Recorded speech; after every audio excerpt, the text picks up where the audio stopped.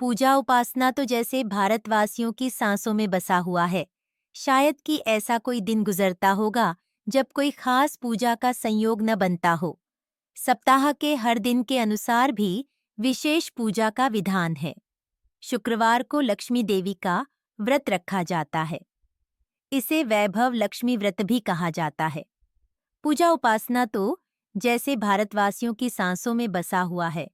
शायद कि ऐसा कोई दिन गुजरता होगा जब कोई खास पूजा का संयोग न बनता हो। सप्ताह के हर दिन के अनुसार भी विशेष पूजा का विधान है। शुक्रवार को लक्ष्मी देवी का व्रत रखा जाता है। इसे वैभव लक्ष्मी व्रत भी कहा जाता है। इस व्रत को स्त्री या पुरुष कोई भी कर सकता है। इस व्रत को करने से उपासक को धन और सुख समृद्धि की प्राप्ति होती है। घर परिवार में लक्ष्मी का वास बनाए रखने के लिए भी यह व्रत उपयोगी है।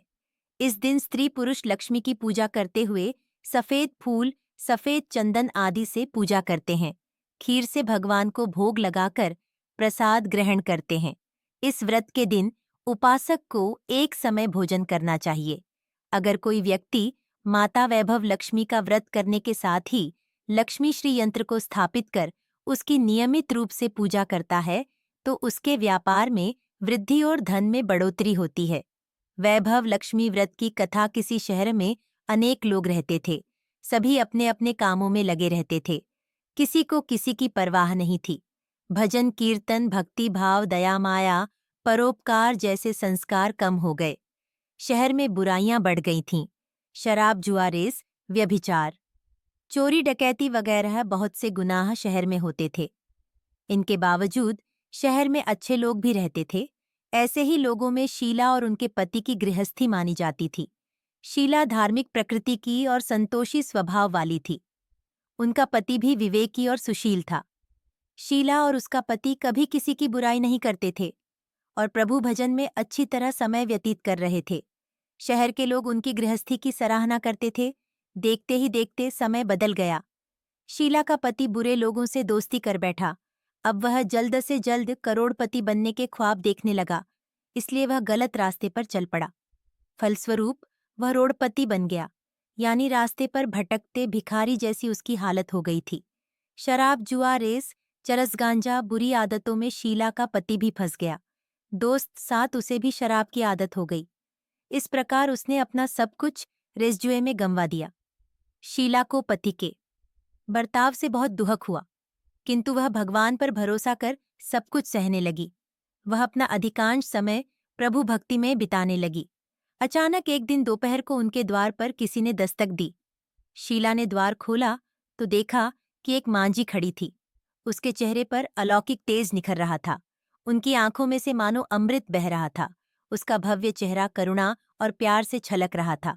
उसको देखते ही शीला के मन में अपार शांति छा गई। शीला के रोम रोम में आनंद छा गया। शीला उस मांझी को आदर के साथ घर में ले आई। घर में बिठाने के लिए कुछ भी नहीं था, अतः शीला ने सकुचाकर एक फटी हुई चद्दर पर उसको बिठाया। मांझी बोली, क्यों शीला, मुझे पहचाना नहीं? हर शुक्रवार को लक्ष्मी जी के मंदिर में भजन कीर्तन के समय मैं भी वहां आती हूँ। इसके बावजूद शीला कुछ समझ नहीं पा रही थी। फिर मांझी बोली, तुम बहुत दिनों से मंदिर नहीं आई, मैं तुम्हें देखने चली आई। मांझी के अति प्रेम भरे शब्दों से शीला का हृदय पिघल गया। उसकी आंखों में आंसू आ गए और वह बिलख बिलख कर रोने लगी। मांझी ने कहा, बेटी, सुख और दुहक तो धूप और छांव जैसे होते हैं। धैर्य रखो बेटी, मुझे तेरी सारी परेशानी बता। मांझी के व्यवहार से शीला को काफी संबल मिला और सुख की आस में उसने मांझी को अपनी सारी कहानी कह सुनाई। कहानी सुनकर मांझी ने कहा, कर्म की गति न्यारी होती है। हर इंसान को अपने कर्म भुगतने ही पड़ते हैं, इसलिए तू चिंता मत कर। अब तू कर्म भुगत चुकी है। अब तुम्हारे सुख के दिन अवश्य आएंगे। तू तो माँ लक्ष्मी जी की भक्त है। माँ लक्ष्मी जी तो प्रेम और की अवतार हैं। वे अपने भक्तों पर हमेशा ममता रखती हैं। इसलिए तू धैर्य रखकर माँ लक्ष्मी जी का व्रत कर, इससे सब कुछ ठीक हो जाएगा। शीला के पूछने पर मांझी ने उसे व्रत की सारी विधि भी बताई। मांझी ने कहा, बेटी माँ, लक्ष्मी जी का व्रत बहुत सरल है। उसे वरद लक्ष्मी व्रत या वैभव लक्ष्मी व्रत कहा जाता है। यह व्रत करने वाले की सब मनोकामना पूर्ण होती है, वह सुख संपत्ति और यश प्राप्त करता है। शीला यह सुनकर आनंदित हो गई। शीला ने संकल्प करके आंखें खोली तो सामने कोई न था। वह विस्मित हो गई कि मांझी कहाँ गईं। शीला को तत्काल यह समझते देर न लगी कि मांझी और कोई नहीं, साक्षात लक्ष्मी जी ही थीं। दूसरे दिन शुक्रवार था। सवेरे स्नान करके स्वच्छ कपड़े पहनकर शीला ने मांझी द्वारा बताई विधि से पूरे मन से व्रत किया। आखिरी में प्रसाद वितरण हुआ। यह प्रसाद पहले पति को खिलाया। प्रसाद खाते ही पति के स्वभाव में फर्क पड़ गया। उस दिन उसने शीला को मारा नहीं, सताया भी नहीं। शीला को बहुत आनंद हुआ। उनके मन में वैभव लक्ष्मी व्रत के लिए श्रद्धा बढ़ गई। शीला ने पूर्ण श्रद्धा भक्ति से 21 शुक्रवार तक वैभव लक्ष्मी व्रत किया। 21वें शुक्रवार को मांझी के कहे मुताबिक उद्यापन विधि करके 7 स्त्रियों को वैभव लक्ष्मी व्रत की 7 पुस्तकें उपहार में दीं।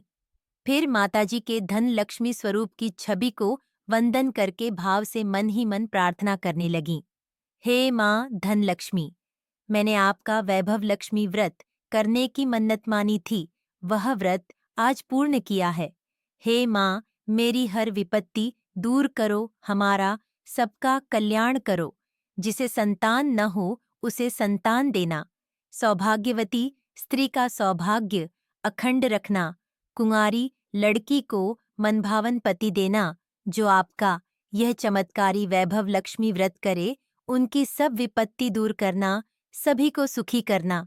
हे माँ, आपकी महिमा अपार है। ऐसा बोलकर लक्ष्मी जी के धन लक्ष्मी स्वरूप की छवि को प्रणाम किया।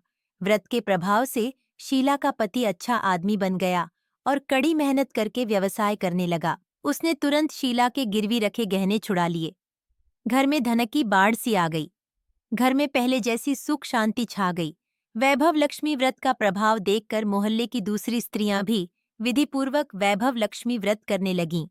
वैभव लक्ष्मी व्रत उद्यापन विधि 7, 11 या 21 जितने भी शुक्रवारों की मन्नत मांगी हो, उतने शुक्रवार तक यह व्रत पूरी श्रद्धा तथा भावना के साथ करना चाहिए। आखिरी शुक्रवार को इसका शास्त्रीय विधि के अनुसार उद्यापन करना चाहिए। आखिरी शुक्रवार को प्रसाद के लिए खीर बनानी चाहिए। जिस प्रकार हर शुक्रवार को हम पूजन करते हैं, वैसे ही करना चाहिए। पूजन के बाद माँ के सामने एक श्रीफल फोड़ें। फिर कम से कम 7 कुंवारी कन्याओं या सौभाग्यशाली स्त्रियों को कुमकुम का तिलक लगाकर माँ वैभव लक्ष्मी व्रत कथा की पुस्तक की एक प्रति उपहार में देनी चाहिए और सबको खीर का प्रसाद देना चाहिए। इसके बाद माँ लक्ष्मी जी को श्रद्धा सहित प्रणाम करना चाहिए। फिर माताजी के धनलक्ष्मी स्वरूप की छवि को वंदन करके भाव से मन ही मन प्रार्थना करें। हे माँ धनलक्ष्मी, मैंने आपका वैभव लक्ष्मी व्रत करने की मन्नत मानी थी, वह व्रत आज पूर्ण किया है। हे माँ, हमारी जो मनोकामना हो वह बोले। मनोकामना पूर्ण करें। हमारी हर विपत्ति दूर करो, हमारा सबका कल्याण करो। जिसे संतान न हो उसे संतान देना। सौभाग्यवती स्त्री का सौभाग्य अखंड रखना। कुंवारी लड़की को मनभावन पति देना। जो आपका यह चमत्कारी वैभव लक्ष्मी व्रत करे, उनकी सब विपत्ति दूर करना, सभी को सुखी करना। हे माँ, आपकी महिमा अपार है। आपकी हो, ऐसा बोलकर लक्ष्मी जी के धन लक्ष्मी स्वरूप की छवि को प्रणाम करें।